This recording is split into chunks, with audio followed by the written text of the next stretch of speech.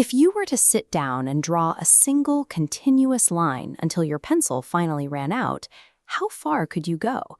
This visualization scales a physical size of a pencil against its actual capacity. That small stick of wood and graphite holds enough material to write 50,000 words, or trace a line stretching 55 kilometers long. Welcome to Learning English with Podcasts. Today, we're looking at the evolution of the tools we use to write and the surprising engineering fixes that made them possible.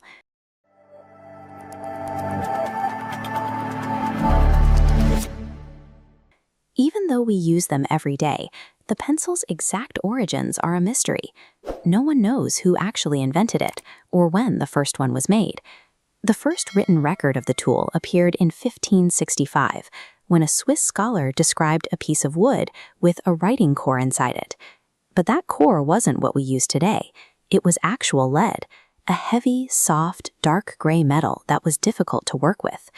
Because the metal lead was so messy, pencils were largely ignored. Most people chose to continue writing with bird feathers, which remained the preferred tool for centuries. This first version of the pencil was essentially a failed product. It would take a completely different material to make dry writing practical for daily life. The breakthrough finally arrived in 1795, when manufacturers moved away from lead and adopted a new material, graphite. Graphite is like coal. Coal is black, and we burn it for heat and energy. To turn this mineral into a tool, workers grind it down into a powder, shape it into a thin stick, and then bake it in an oven to harden it. Once baked, that graphite stick is placed inside a piece of wood, creating the pencil we recognize today.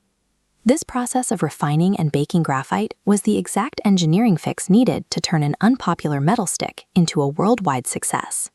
While the pencil was being perfected, ink pens were also evolving. Writers eventually moved on from bird feathers to pens with sharp metal points. But these metal points had a major flaw. They couldn't hold much ink. You had to physically dip the tip into an inkwell after writing just a few letters. The first major solution to this constant dipping was the fountain pen.